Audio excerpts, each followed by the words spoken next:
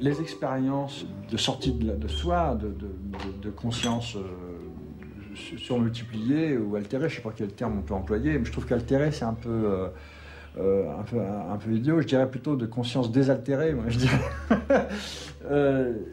C'est des choses qui poussent à la communication.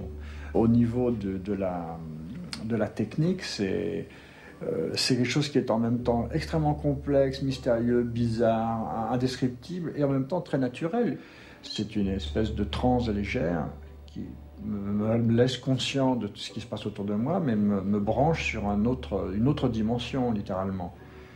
Et c'est comme s'il y avait un travail, plutôt que de création, c'est un travail de découverte. On découvre. C'est comme si les choses étaient couvertes.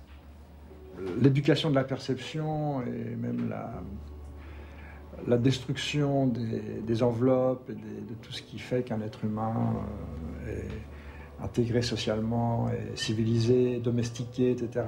L'artiste, lui, il doit casser ça.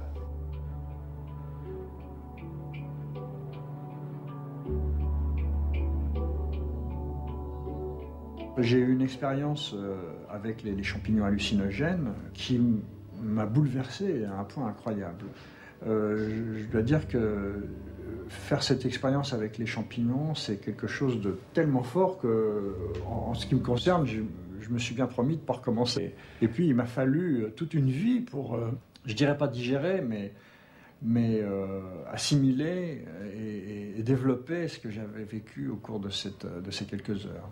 J'ai la chance de ne pas avoir été éduqué vraiment.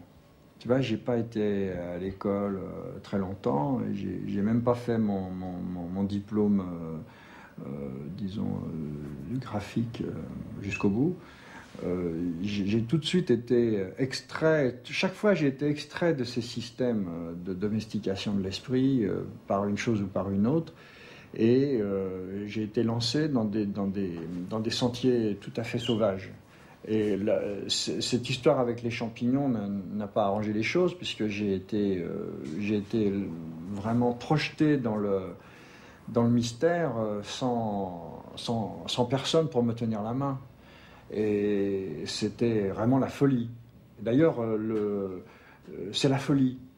Et souvent, quand je dessine, l'angoisse dont je parlais tout à l'heure, c'est d'être confronté à une forme de folie. C'est-à-dire, on est devant des langages. Je me trouve devant des langages qui n'ont pas qui sont pas répertoriés. Et alors, c'est extrêmement difficile et douloureux. En même temps, bon.